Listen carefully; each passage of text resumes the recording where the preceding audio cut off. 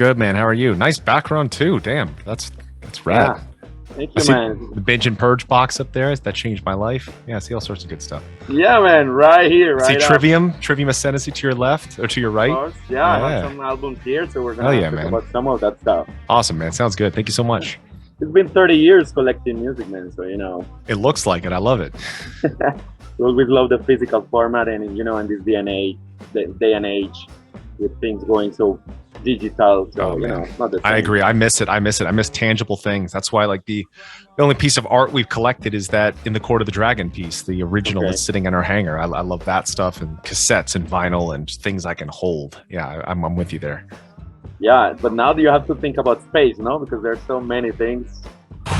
Yeah, well, and especially now that I've got twins, like I keep moving my stuff, my personal stuff to the hangar. I keep moving it over there. So got all these cool like video game collectibles and music and stuff, but it's all sitting over there. Yeah, actually, I was talking about something like that recently with my friends because, with the virtual life, it takes so long, so many minutes out of your life. But then you have to, take time to play video games, watch movies, read interesting things, go to conventions and concerts. How do you manage to handle the time? Oh man, that's a great question. I get asked that a lot. People tell me I do a lot of things. I think I do a lot of things. Right now, I'm working on my first ever video game soundtrack. It's called Martial Arts Tycoon. It's under Good Dog Studios. It's an MMA jiu-jitsu style tycoon game where you start and train your own player. They grow up out of the favelas and they start to work to compete and become a professional jiu-jitsu fighter or an MMA fighter. So I've been doing the music for that. This morning, I started writing a pagode song, which is like Brazilian style folk music and like stuff like that. Just a little bit of everything. Then I got Ibaraki, I've got the solo stuff, the Trivium stuff, kids book coming out in August. I don't like to stop, man. I don't like to stop. There's a lot. I'm hopefully I can't announce what or where or how, but because I know it's 100%, I'll be having my own radio show soon, which is Wow. cool. Yeah, so all sorts of good Great. stuff. Congrats. All sorts of good stuff. Yeah. How's it going to be? What is the idea with the radio show? It's just me playing my favorite stuff. So I'm going to obviously plug my favorite bands, but I want to really plug this next generation of bands that I love so much and help the next generations do well. Right on. So before we get into, the last couple of albums that have been really killer, it's been 10 years of discography, like, you can say it easily, 10 records, but it's a lifetime of a career, no? How did you manage like all this time? Did you see yourself right now doing everything you're doing? I mean, like the first thing I said to you, that binge and purge box up there, that changed my life. When I first got into Black Album, that's what got me into metal and Metallica. But it was the 1989 Binge and Purge Seattle VHS that I watched. And after seeing that, I remember saying to my mom, who was in the kitchen at the time, and I was watching in the living room, I was like, that's what I'm going to do when I grow up. So I decided that at like 12 and a half, 13 years old, and we're not Metallica size, which is fine, but I get to make the kind of music that I love with the people that I love. And I get to, so my first job was Trivium. And my second job in life was me playing Trivium songs on the internet. And it's amazing. I love it. So thankfully, that's what I set out to do. That was my goal as a kid, to be able to play the kind of metal that I wrote in life. And there I am 22 years later, still doing the same thing. And I love it. It never gets old. I couldn't imagine doing anything else in life, but it's great because it spawned all these other things I could do. Like now finally getting into video game scoring a little bit and having a kid's book coming out. So book deal and other band things coming out, teaching myself shamisen, learning more about my Japanese heritage through my side project band, Ibaraki, that I thankfully am produced by one of my heroes in life. So it's given me a springboard of an opportunity or opportunities to do all the great things in life that I've ever wanted to try to do. So you're one of the busiest men in the music scene, man. We can tell that. Thank you. I got the live shed tattoo when I was 13. Oh, hell yeah. Out of that box, man. Hell yes. It was a pain in the ass, man, covering from my mom. Oh, I bet. That's so awesome. illegal. So yeah, That's Metallica, awesome. It's on a league of their own, They closed Hellfest recently. I got to see them in Daytona, Welcome to Rugby last year, playing the whole Black Album backwards. And it's just crying, tears in my eyes all the time because it was so meaningful, no? They're so amazing, man. And for us to be able to, I was able to see that live in 2006, I think. I saw the Master Puppets tour in 2006. Maybe the Black Album was another time and place, but man, they're just the kings. They keep getting better. They keep getting better as a band, which is insane to think that, they've been doing this since, 83? And they keep getting better and better and better every single time I see them. And I love that. Same thing with bands like Maiden, Iron Maiden, Metallica. They just keep getting better, which is a great sign. And I feel like that's I feel like the path that Trivium is on, I'm not saying to compare ourselves to be like them or anything like that, but I feel like we're on more of that longevity that slow and steady wins the race. We've never been a band to just pop off and like come out of nowhere and then be gigantic. Because we're not a gigantic band. We're a band right in the middle, but I feel like it's been this steady ride. And that's something we learned from watching bands like Maiden, Metallica, seeing them securing these generational growths. It's not something that should be sped up. It's not something that should be a race. It should be a matter of just constantly making yourself better at what you do. Absolutely. And you can tell in the metal scene worldwide, like, after this pandemic thing and everything, we look more like close-knit, no? Everybody's supporting each other, festivals, bands, promoters, venues. Absolutely. I 100% agree with that. And that's what it's all about. We've always had the ethos of rising tides raise all ships. And that's why Trivium, you've always seen us champion our favorite bands or new bands coming up. I've been talking about Fit for an Autopsy for years. And finally, I kept telling them, I was like, you guys are going to blow up. And here they are blowing up now. And another band, Fit for an Autopsy. Fit for an Autopsy. Yeah, love them. And the band I'm really in love with right now, Frozen Soul. I'll be doing some stuff with them pretty soon at the beginning of next month. They're another band I absolutely love. Giza from Japan, Gyze. I'll be producing and writing and guesting on their next record. So it's just really cool stuff. And it's really fun to be able to expose our amazing supporters, the people that have allowed us to do this for all these years, of all the things that we love. And I feel like when we do that, then it allows other bands to grow and grow their own support systems and things like that. Oh, it's great, and I wanted to ask you, how is the music scene, in Florida, because you guys, of course, started in Florida. How are things going metal-wise, sorts of music? Are the bands, because on tour, sometimes they don't go down to Miami so much, but they're playing like Tampa, Orlando, and things. How are things looking there in the States? Florida's always been a weird place for music. When I first started, it was just pop punk and ska was what everyone loved in Central Florida. So we were like the only metal band, and that was around the time where like hardcore started surfacing a little bit. So we were like the only metal band in like a sea of first pop punk and then kind of like hardcore, post-hardcore bands.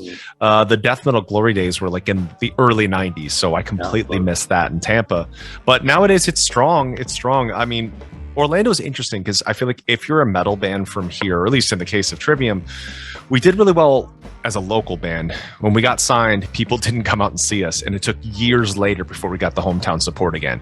Whereas I feel like other cities, other countries, like if you're from there, they support you right away. I feel like Orlando, maybe they're harder on the people that come out there. I'm not sure what it is, but there's a lot of, we're now living here. A Dater member lives here. They live like I think 5 or 10 minutes from us.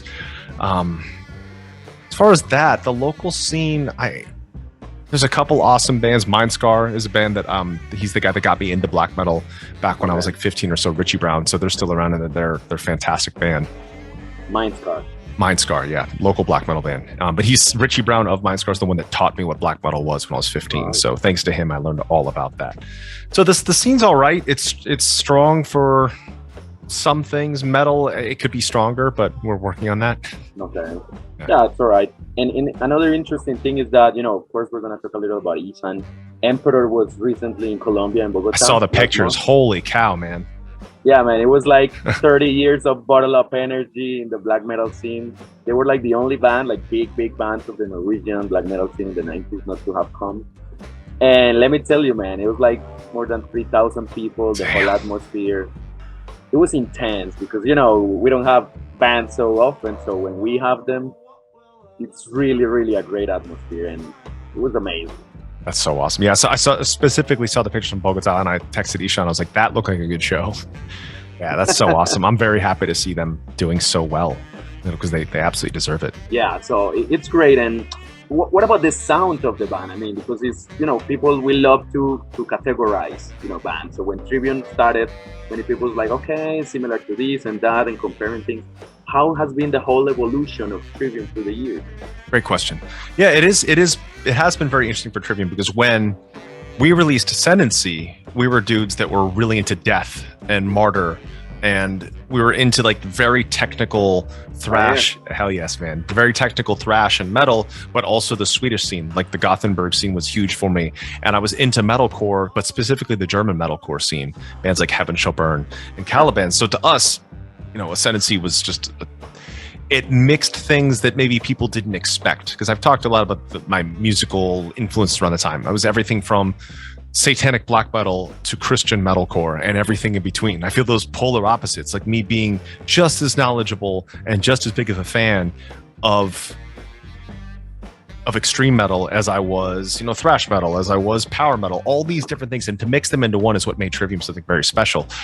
What's cool is if you compare Trivium records 1 through 7, is 1 through 7 all have a very different sound. They're very different. Like Ember to Inferno to Silence of the Snow, it's still Trivium, but it almost sounds like different bands. I feel like even Ember and Ascendancy are very different. Ascendancy, Crusade are massively different. So 1 through 7 are all different aspects of the Trivium sound. But then it came time on Sin of the Sentence, I feel like it captured everything in one. It's records 1 through 7 on one.